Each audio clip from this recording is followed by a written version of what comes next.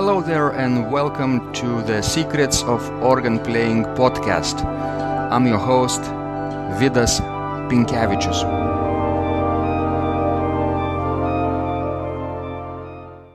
Today's guest is Martin Pasi, a founder and owner of Pasi Organ Builders, a company which is located south of Seattle in Roy, Washington. Martin Pasi received his first formal experience in organ building during a 4-year apprenticeship with the Rieger Company in his native Austria. He immigrated to the United States in 1981 and worked with several organ builders until he opened his own shop. Since the opening of the shop in 1990, 22 instruments have been completed, ranging in size from a 3-stop continuo to a large 4-manual organ. The company specializes in building fine mechanical action organs and restoration of historic instruments. Working with a small group of fine craftsmen, Martin Pasi oversees all phases of building his organs, including design, manufacturing, voicing, and installation. All components of the instruments are built in his shop. In this conversation, we'll get a glimpse into his world, what it takes to build organs of incredible beauty and lasting impact for generations to come, and give back to the community of organists and organ builders around the world. Let's go to the show. So, Martin, I'm so excited to have this conversation with you. We've been friends for many years now, and I'm following your work very closely, and you're such a generous soul and very inspiring organ builder. Thank you so much for joining this interview. Oh, you're very welcome. I'm glad you contacted me, and I appreciate what you're doing with all these podcasts. It's very educational. Thank you. Thank you. I remember how we first met, you see, back in 2000, maybe 2 or 2003, I think, when I and Austria were still studying at Eastern Michigan University, but we visited, I think, Rochester, New York, Eroy Organ Conference, remember? And lots of organ builders were there, and they had a plan to start this replica of Kasparini organ in Vilnius and build it in Rochester, Christchurch, Rochester, which eventually was completed, of course. And at that time, I remember people were gathering around the tent of the improvised workshop, and basically they saw how the metal pipes were cast, right? Remember that? Yeah. And later on, when I started seeing your work online, I also was very much impressed that you were one of the few organ builders who recorded and made a few videos how to make organ pipes, for example, reed pipes and flue pipes. That was so fascinating. Oh, yeah. How did you come up with this idea to document your work in video? Yeah, when we when we got the contract for the St. Cecilia Cathedral organ in Omaha, Nebraska, I thought that was a worthwhile project to document, and had this plan of just making a complete documentation of building that organ, or maybe another organ too, and mix things up a bit, in certain areas. But I took it upon myself to hire a video person, a filmmaker, and we started, and obviously the pipe making was the obvious choice to start with, because pipe making is something that can happen within a relatively short time, from start to finish. Making a pipe, one could cut out a pipe and make it maybe a 2-foot pipe, maybe in 10-15 minutes. From start to finish, and so that made sense to start with that. That's what we did, pipe making, flue pipes and the reed pipes in detail. So in order to give something back to the world of organ builders who might be interested in how we do things and how things are done in general. And in the years since we posted all those things on the internet, I got numerous contacts from all over the world, asking me questions about other details that might not have been in the videos. And so there's been an ongoing connection to the organ builder world through that, and it's still really going on to this date.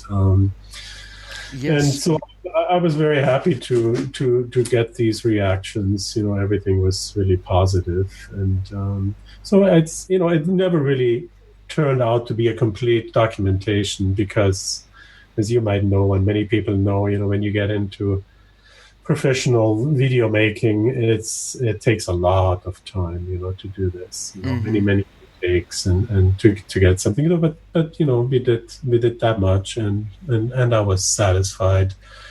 Maybe in the future some other things in that direction will happen. I'm very much into showing things to people, how we do it, and how, not just how we do it, but how it's done. Pipe making is a very general thing. I mean, there are certain details that one builder does differently than others, but in general, there is one way to make pipes. I mean, the basic tasks of pipe making are pretty basic, and so we think that it was a good idea to share with the world. Amazing work, Martin, because these videos are really treasures for people who are interested in how organs are functioning, right? How they are constructed. Because organists, and not only organ builders, but organ music lovers and organ lovers in general, they sometimes don't have a clue how the organ is constructed, right? They listen to the beautiful music, but they don't understand and appreciate how the sound is produced, and they have this vague idea that yes, we need pipes and keys and bellows and a little bit of trackers if we're lucky, but other than that, yes, you see, it's such a big mystery, and in these videos you reveal everything, not everything, but whatever was possible when you were working on St. Cecilia organ. By the way, magnificent project, and we'll talk about later about it. And I think this is so important what you did. Good, and I thanks. hope you will. There are many ways you can do that, even without. As you say, it takes lots of time and takes and cuts and edits, but imagine you are working on a new project like you are doing now, for example, and you can just document everything like we're talking right now. We're just sitting on both sides of the Atlantic, right? Different parts of the world, but we're chatting like having a cup of cappuccino, right? That's right. And in your work, for example, if you just put a camera, it's definitely a miracle, because you're working and perhaps explaining a little bit what you're doing. That's it. And because you're an expert, you will be so much more fluent, of course. Good. Yeah, that's good. Yeah. So Martin, let's talk about a little bit about your childhood. How did you become interested in the organ? What was the first experience you remember? Yeah, so I grew up in Austria, in the western part of Austria, right next to Switzerland and Germany, on Lake Constance. And so I grew up in a religious, Catholic family. And going to church was very important,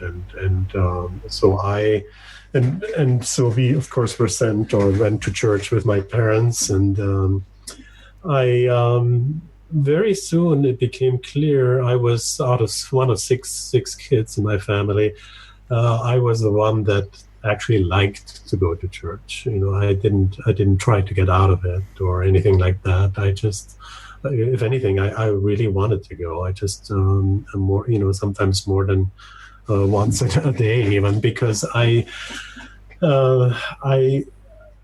I was so drawn to the organ sound, and the organ was played every day in the morning before going to school. There was a mass without preaching, just a plain mass. But there was an organist there every morning, every single morning. I remember all my youth years, and I was drawn to the sound so much that I just wanted to take every opportunity I could get, to hear the organ. But I was not really aware of the instrument itself, how it would work, or because it was it was a very large organ up in a big gallery. That it was an electro-pneumatic organ from the early 1930s, a very good one. It's still there. It's been restored, and but I was also a choir boy, an altar boy, and with the choir, youth choir, boys choir, it was, we were taken up to the gallery once a year, right around Christmas time, and the priest, who was the choir director, would open the door to the organ for the people that were interested, and I was always right there in the front. And once I saw the inside, I thought that's actually a real thing. It's not an abstract thing, it's actually real. And because there were all these parts, millions or thousands of parts, including, of course, the pipes, and no trackers in that organ, but many tubes, pneumatic tubes and things. But anyway, seeing that, I all of a sudden realized that, this was made by somebody, and maybe they're still made, And anyway, this opened my interest in perhaps getting towards the organ building part of my life. And the priest detected my interest and let me look, more often from there on. And but then I found I was about 12 years old at that point, and I found out at that point also that there was an organ builder nearby, the Rieger Company. In Austria, it's a fairly well-known organ company in the whole world. They make organs everywhere. And so once I reached the age of 14, when one could go into an apprenticeship, I was inquiring about an apprenticeship position, and it took me a while. It was right there was some economic recession around that time, and they didn't want to hire me. But anyway, I was sort of insisting on it, and went there again and again until they took me on. And but that was actually a little bit later in my life, because at 14 my parents didn't want me to stop going to school, and so talked me out of it, basically, until I was 22 years old, and I started the whole thing again because I was not satisfied with what I was doing at that time. Was something completely different. And and at that time, I was asking for the job and an apprenticeship position. So they finally took me on, and then the 4-year apprenticeship started, and I could never really imagine anything else, or not much else, really. I mean, there are other really good things that one could do, but organ building, certainly took up my life, really, so far. And that's really, it's just to being drawn to the sound, really. That's what it was. Even though I was not a keyboard player, I did play other instruments, but not keyboard at that point. And then it didn't matter.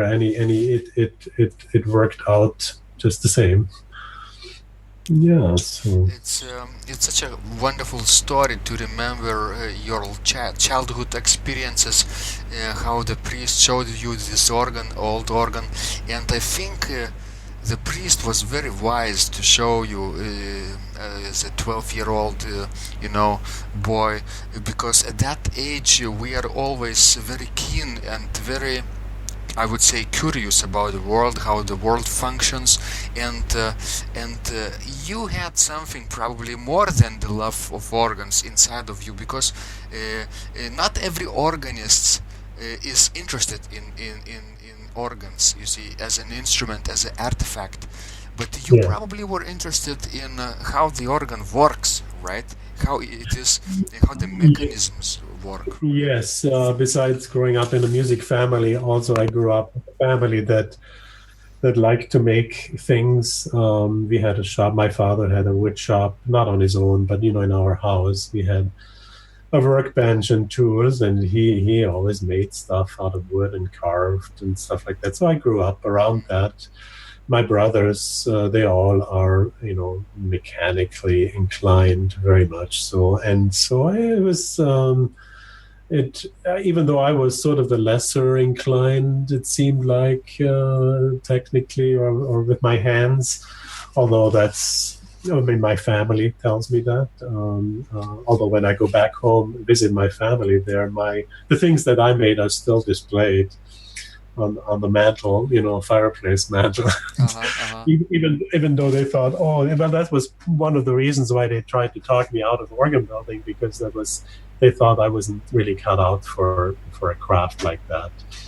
But they just didn't really realize I was more drawn to wood than my other brothers. They were drawn more to motors and grease, kind of like oily thing. I didn't like that, and I think that it came from that opinion that I was not, that I had. In German they say to somebody who is not a handy with his hands that the person has two left hands rather than a left and right one. Not being able to make stuff, and they thought I was that. I see. Very funny.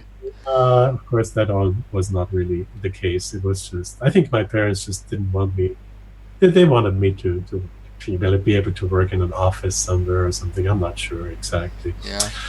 But it didn't matter in the end. It was a good thing that I did before organ building. It always helped me. It was a business degree, and I enjoyed knowing about that part of my professional life. Makes things easier to understand the business part. So yeah, everything sort of fell in place once I got ready to become an organ builder on my own. I didn't really plan a whole lot. Everything just sort of fell in place, like a contract, a shop, and people to help me build it. And so that's. So besides the Rieger Organ Company, who else were big influence to you? Yeah, well, when I came first to the United States, the idea was that I would work for Rieger part-time and part-time for the organ builder in Minnesota named Daniel Chakel. And I was there for 1 year and tried that out. And but then I was curious about what other builders did, and accepted a job offer in Canada with Carl Wilhelm, organ builder near Montreal. And was there for about 3.5 years. And during that time, I came out west coast in the United States to Portland, Oregon, to install a Wilhelm organ, and had the chance to come to Tacoma to visit David Dahl, who is an organist many people know. Yes. And so we visited him because we had a free weekend. And he said, you have to, do you want to see these young organ builders? They're just, half a mile away from my house. And they are there at the shop on Saturday. So we went there visiting. And I was very much bitten by the bug of that sort of organ, and that sort of atmosphere in organ building, the interaction with organists or professors of universities and educators and other interested people. There was sort of a time to talk, not just work every minute of the day, but there was also time to talk about interests and about problems and about good things, about everything organ related. And I felt that just when I was there for a few hours visiting, and I thought, wow, this is something new for me. I want to experience this. So I asked them for a job, and they offered me one right away. And so I moved out west and in 1986, that was, moved west and then started working with Paul Fritz, and those were the organ builders at that time, Fritz Richards, and they and I learned just a tremendous amount of organ related, organ building, and also how to think about organs and how to maybe perhaps learn the language of the old masters. So we took trips, to Europe, looking at historic organs, mostly in Germany and Holland. And, it was just so much fun. I mean, it couldn't be better, being able to learn on the job and fulfill, desires that come along in life. And it was, and then anyway, and we was there with Paul Fritz for about 3 years. And then, as I said before, everything fell into place. I didn't really plan, I didn't say, I have to be on my own.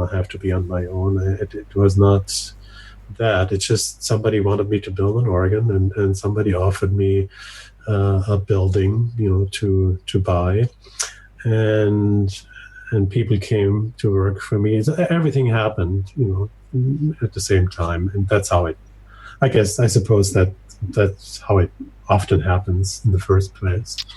Yeah, it's such a life, mysterious ways of life. Basically, we don't know where we are going to end up. But, yes. These circles of life basically let us wander and find our best way of expressing ourselves. Yes. Yeah. And I remember how we met each other for the second time. I think it was in Omaha, Nebraska, where you were installing your Opus 14, right? Number 14 in the Cathedral of Saint Cecilia. And this organ is so unique. I'm not sure. I think there are only 3 such organs in the world, or at least at that time were, with dual temperament. Let's explain our listeners, what does dual temperament mean? Yeah. So when we build an organ and we come to the tonal part of an installation or building the organ, we think about temperament. Because even though many people use equal temperament for their instruments, I come from a different place, and I feel that temperament is an enormously important part of especially an organ, keyboard instruments, but especially the organ, because of the sustained tone, nature of an organ. Push a note and it stays there, and as long as you have the finger on the note, on the key.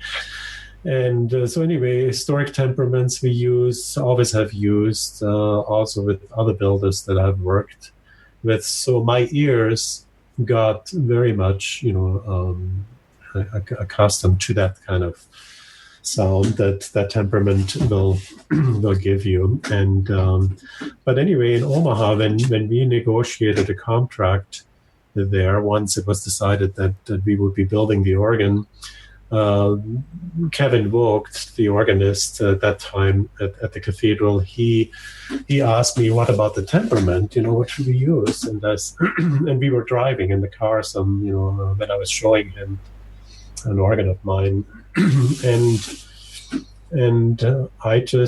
it just came out of my mouth as a surprise, and I said, "How about 2 temperaments?"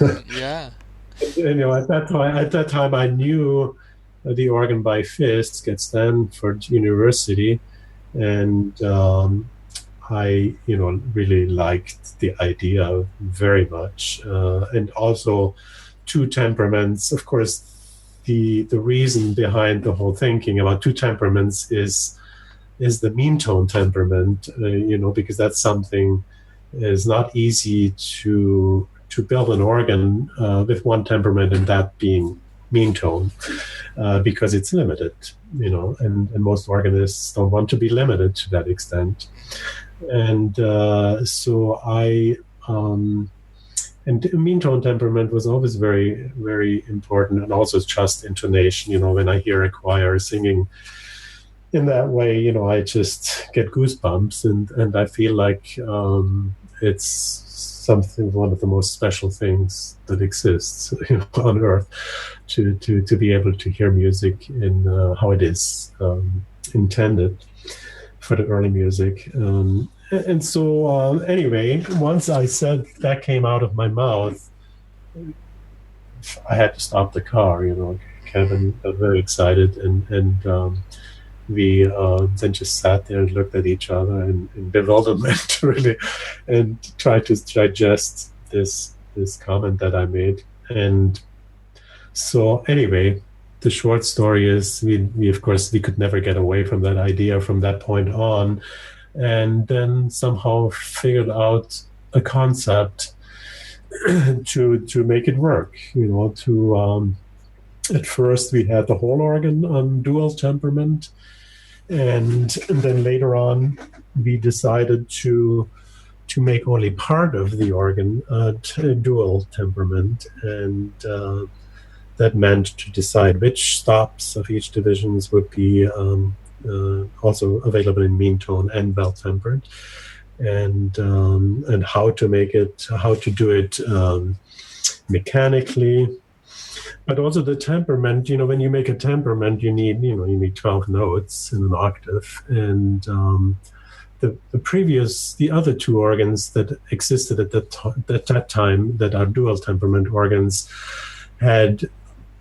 did not start with a quarter comma mean tone temperament. It started with something more like a well-tempered, and then figured out how many pipes do we need to get something sort of like a mean tone, but a fifth comma mean tone in the Stanford University, fifth organ. And but that was not really satisfying to me. I mean, that's a wonderful organ. It's great, you know, and I love it. But I mean, to me, to make something new, I think we then, you know, decided we need to absolutely start with quarter comma mean tone, and then add as many pipes as we need to arrive at a acceptable, well-tempered tuning system, which we figured out with help from other organ builders like Christian Wegscheider helped me a lot with figuring out the temperament, because starting with a given temperament and then arriving with something else, you most likely will end up not with a historic temperament, but something like it, but not exactly like historic. So we ended up adding 8 pipes per octave to each octave of those dual temperament stops, which there are 29 stops of the 55 stop organ, 29 of them over the 3 is great, positive, and pedal are able to play in mean tone. So we added these 8 pipes, and we came to a temperament that was quite acceptable also for romantic and contemporary literature. You know, in some pieces might not be ideal, but it's quite acceptable to most people. And the mechanical part of it, I did a little different, or quite different actually, than the fifth people. I did it in the stop action rather than in this key action. So basically, there are just 2 sliders for all the dual temperament stops. So you have like 2 organs in one, you know. But the thing is, it's quite the real important real estate in an organ is you know, not that easy to get often. But in this, you know, building 2 organs, because that's also something that we tried to figure out, maybe 2 organs instead of 1, but that would have been too expensive. But making a dual temperament organ, you can share the wind chests, you can share of course the whole key action, you can share the stop. No, the stop action is the one that's separate, that's not shareable. But the wind system and many other things, the case, everything other than those extra pipes and the stop action are shared between those 2 organs in one. and I like that idea, and it works really well. And obviously, it is rather more expensive than just building a plain organ, but it is not as expensive as making two organs. Yeah, and of course, it's not a it's not a situation where an organist has to be content with a generic temperament, or sort of maybe equal temperament to play all kinds of repertoire, right? And Kevin Vogt didn't want that, obviously, because he understands that early music requires different kinds of intervallic relationship. And if you play everything on equal temperament, you get those equal semitones.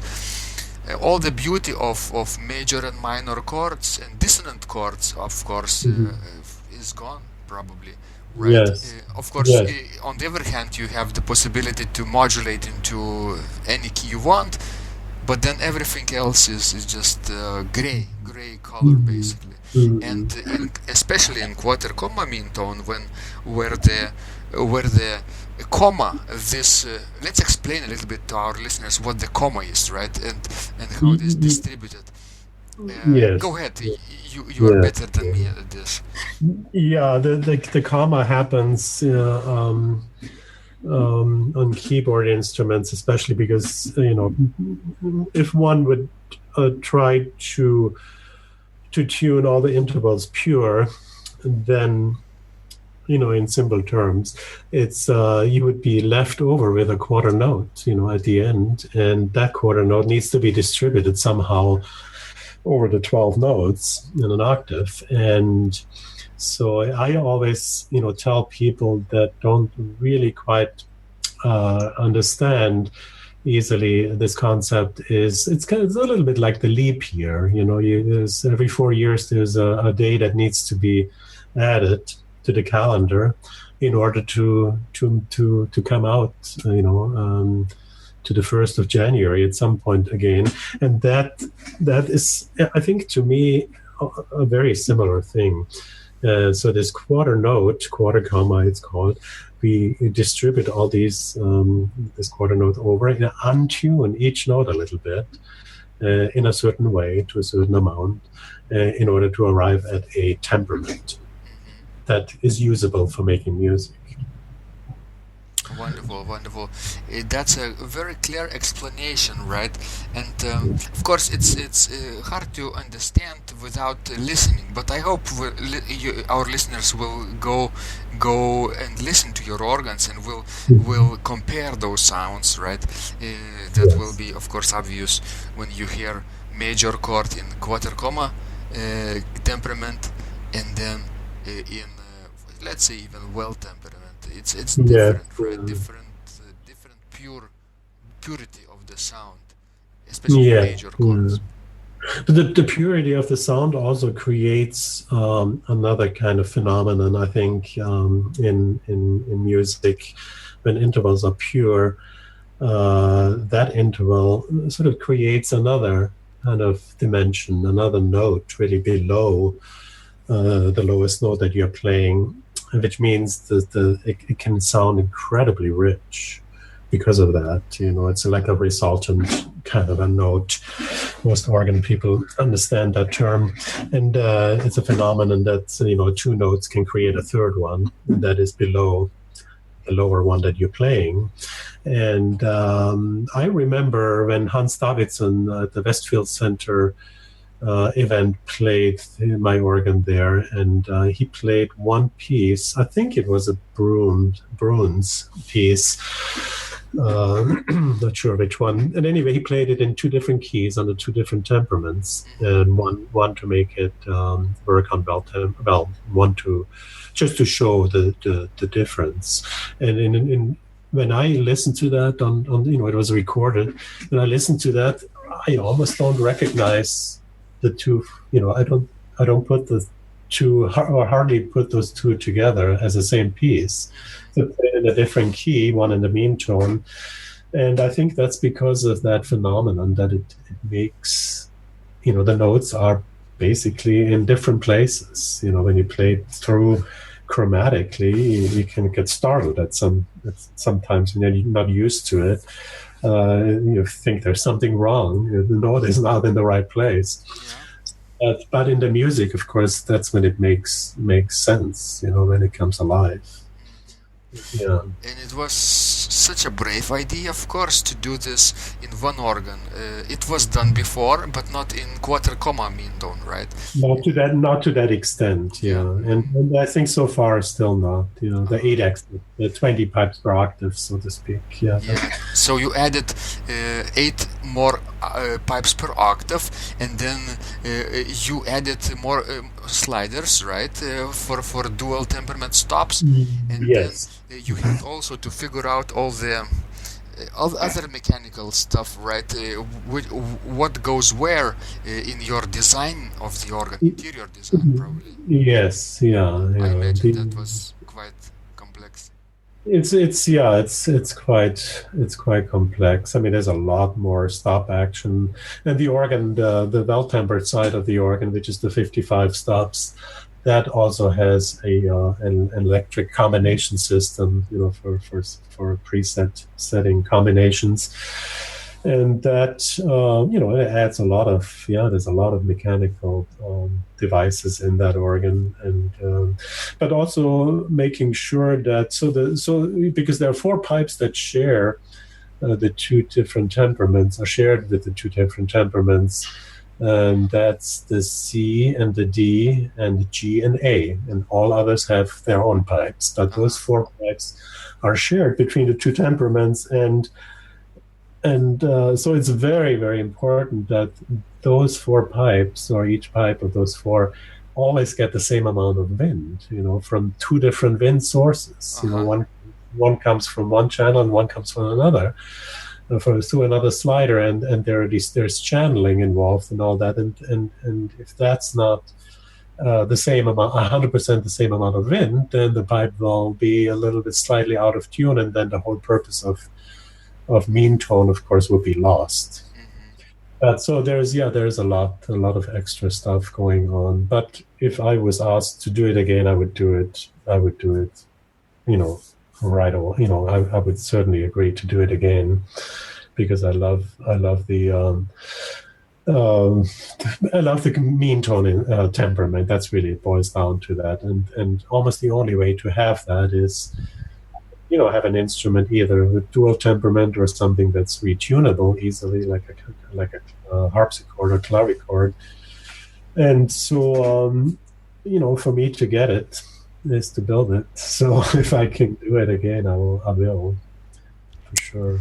Yeah, that's possible, of course, because people who will hear this organ or already heard this magnificent instrument of yours, some people will get envious, right? And will think, wow, maybe if they did it in Nebraska, maybe they could build it somewhere else too, That's probably possible. Yeah. So anyway, I was also very interested in your organ building process. For example, when you receive a contract like this or another like Opus 24, you are working in Westport Presbyterian Church in Kansas City, right? Yeah. So, for example, with this current project, how did you start after receiving this proposal? What was first step? Yeah. Okay, so that was a little bit of a challenge, because we signed a contract without a design, because there was no church building at that time. The church there burned pretty much down, and didn't have that much left, and they had to rebuild. They rebuilt the church in a completely different, with a different design, completely modern. Yeah. They left the old stone walls as ruins surrounding this new building. So it's kind of a neat idea. But anyway, not having a design with a contract means it's an open question, and how do you really come to an agreement what the organ looks like, and etc. So anyway, but the people there were very, they certainly let me do most of the things the way I wanted to do it. But still, there were architects involved, but anyway, at some point, once we had the building designed, once they had it designed, we started designing an organ for it, and architects were very generous with height for me. They asked me what I need, and I said, maybe 40 feet, and then they gave me 50 feet, and so it was great. So it's going to be, because of that, it's going to be an organ that's very slender and very tall, even though it only, houses 24 stops. It does. It looks much taller than an organ of 24 stops. So and it needed to be sort of modern looking organ, and still like classic kind of, having the different parts of an organ case that houses the different size pipes, the facade, in a certain configuration. And I needed to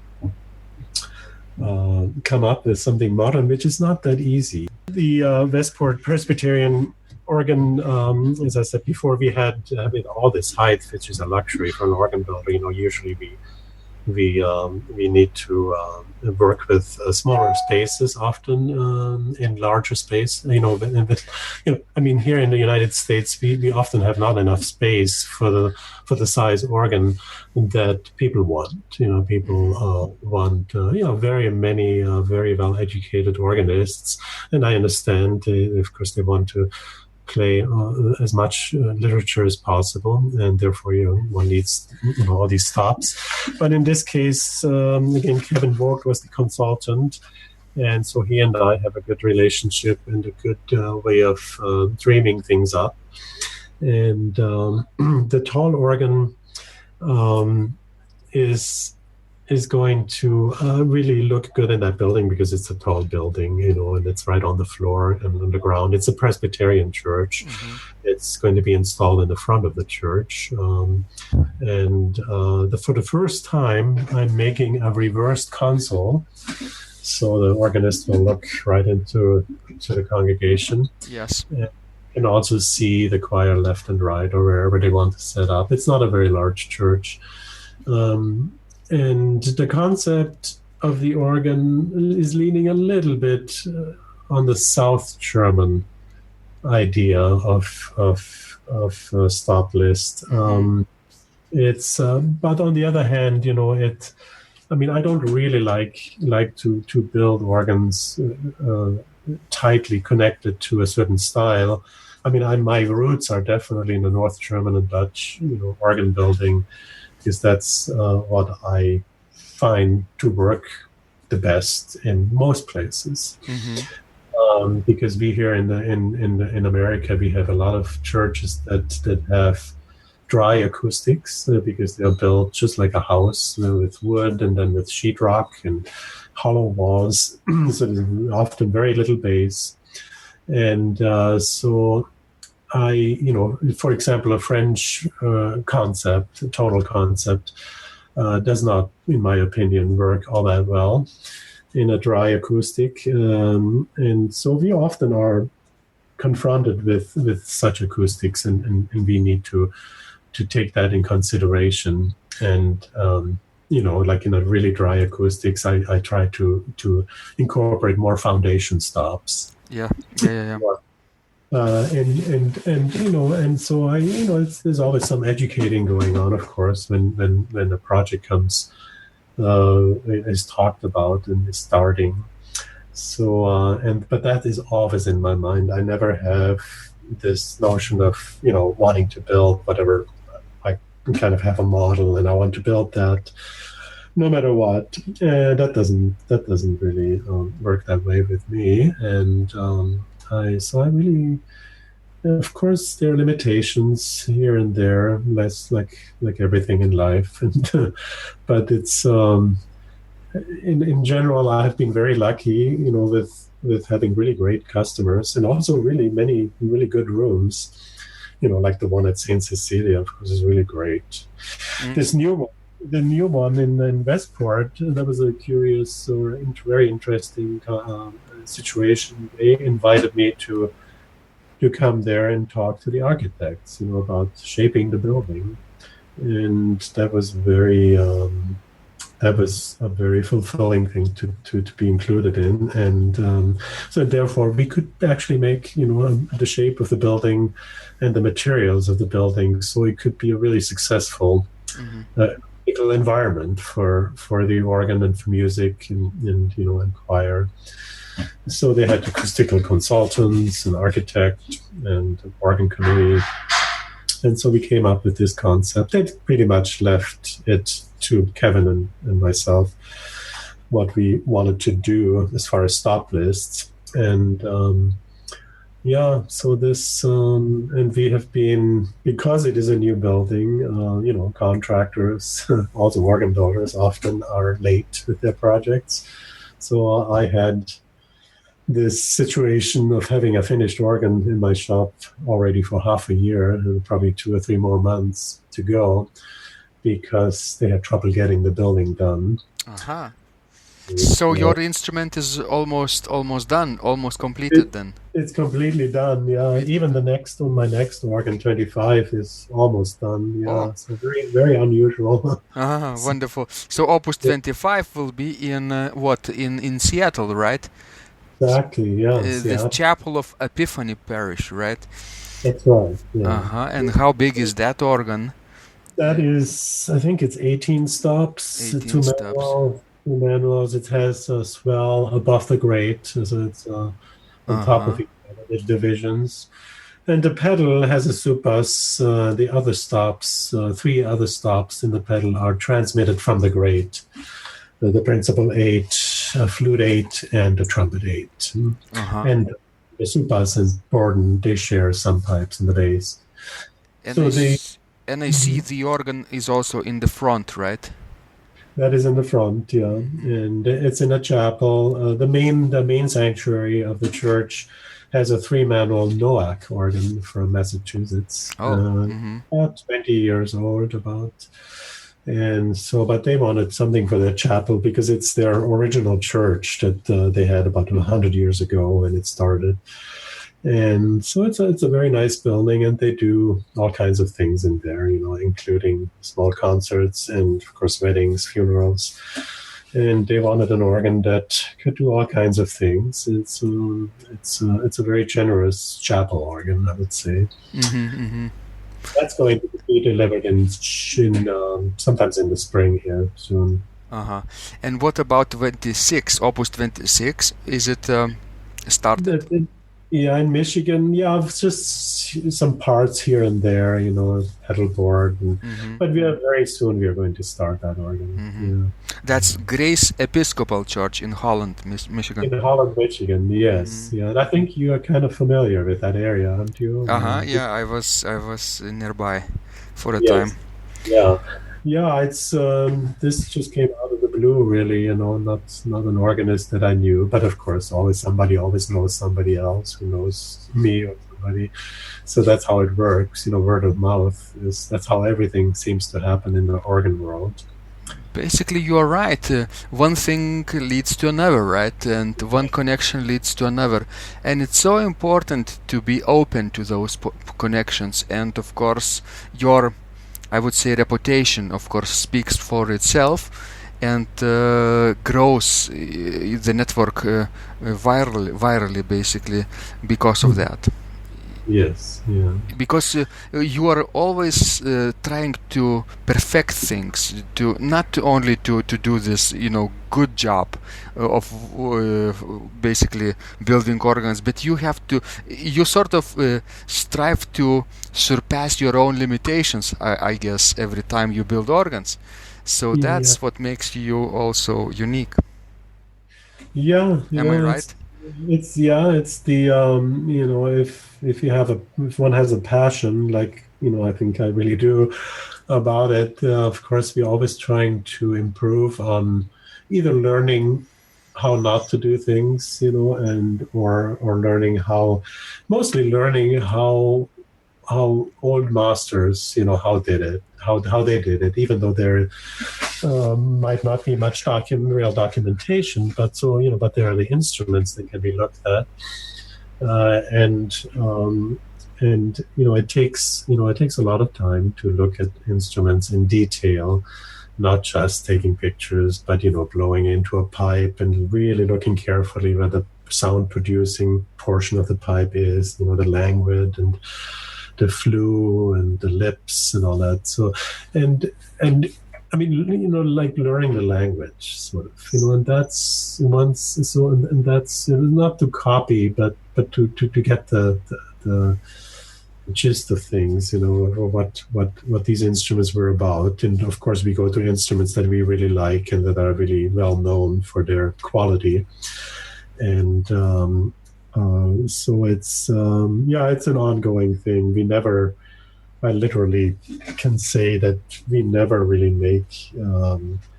We don't really have many standardized parts, in an organ. So it's because. And I don't like to make parts. I sometimes say I make enough for the next organ too, like tracker parts. But most of the time that doesn't work out because, a lot of time goes by. We are a very small company, so it takes us a while to build each organ. A lot of time goes by and, you learn new things from one organ to the next, how to make things better.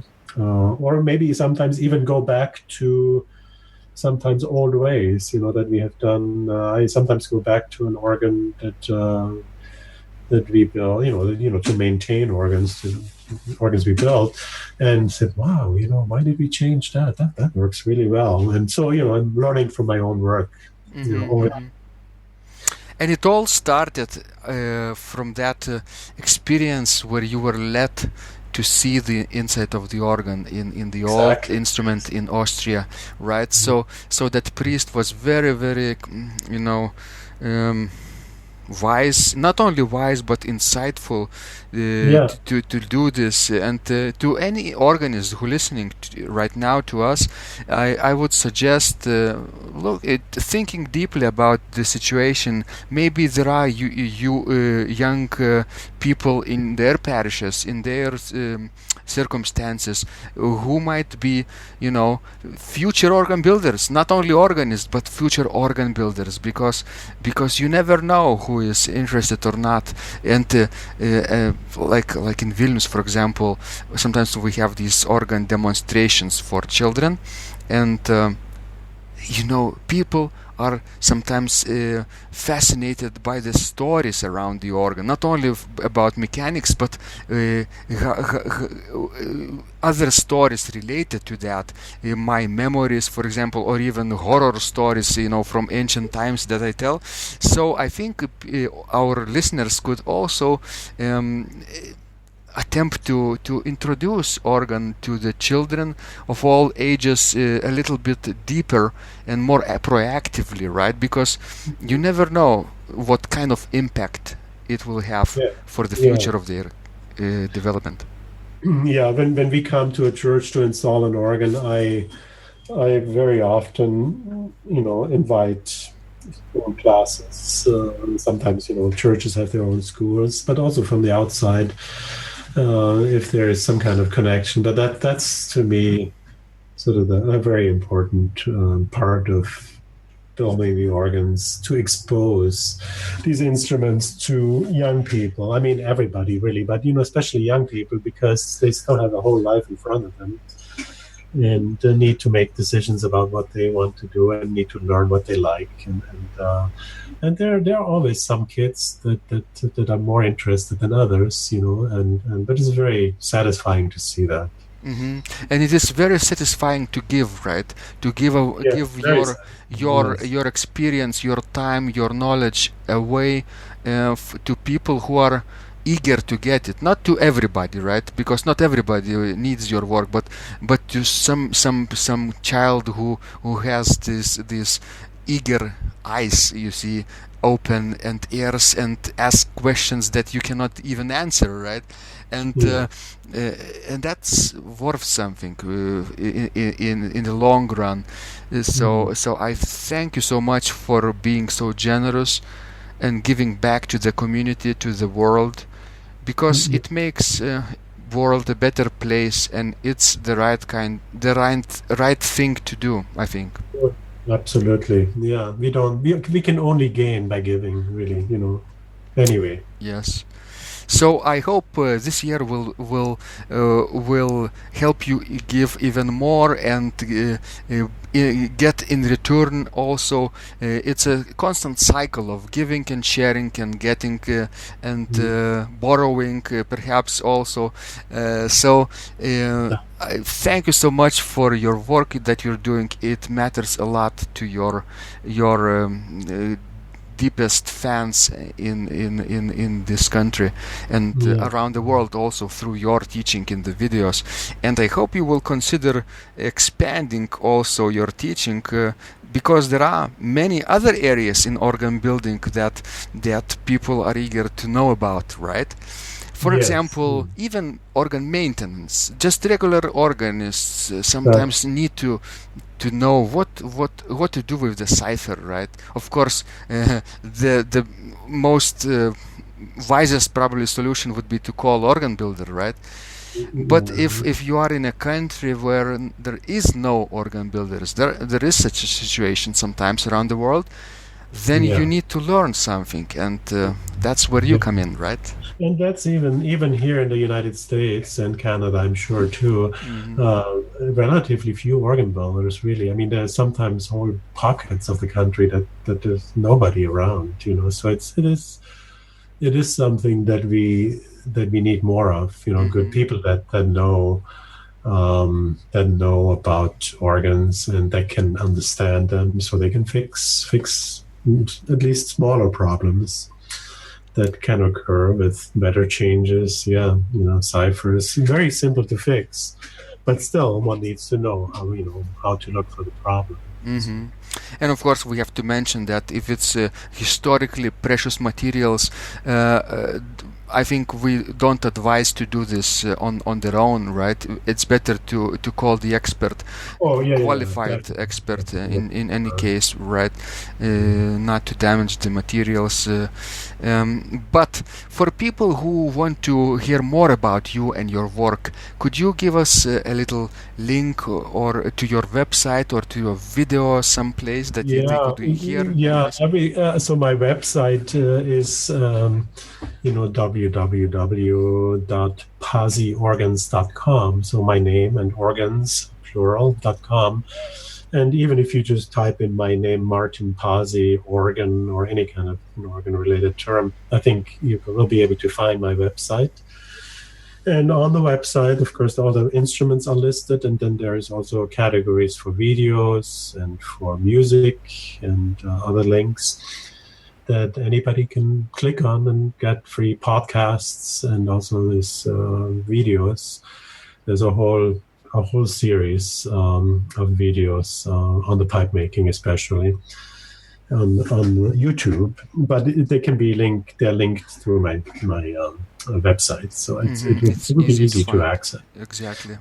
Yeah, and it's very much in detail, so I think most people can get a lot out of it. People that are interested. I'm sure. So again, thank you so much, Martin, for doing the work you do, and I hope you will continue to do this successfully for many, many years ahead of you. You're very welcome, and I thank you, because this is a very unique thing that you do, as far as I know, and high quality, and I like the fact that you're doing this. You've sort of found something important to do, in that respect. So thank you. Thank you. I'm grateful to you, and just like you said, I'm also trying to give back something that I learned. Give back to the people, and I think just for the ending of our conversation, we can think that everybody has something to contribute, right? Somebody knows something that other people don't know, right? Maybe not even if you are an amateur organist and you are passionate about some area of organ playing or even organ building, you might become, even more passionate and even then become more knowledgeable about that area in turn, and then you can share, and that's what giving means, right? And sharing. That's right. Yes, I agree. Yeah. So have a wonderful day in West Coast, and and I hope the weather will be nice for you. And I will be eager to talk to you next time when you complete another set of magnificent and unique organs. Okay, great. Thanks so much. All the best for the new year. Bye-bye. Thanks. Bye-bye. Bye-bye. If you liked this conversation, I encourage you to visit my blog Secrets of Organ Playing at organduo.lt, where you will find lots of insights, practical advice, and training for every area of organ playing. You can subscribe to this blog for free to get your daily dose of inspiration and to be the first to know when any of my future podcasts roll out.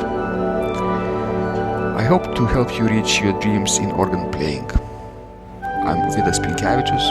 Thanks for listening, and I'll catch you online really soon.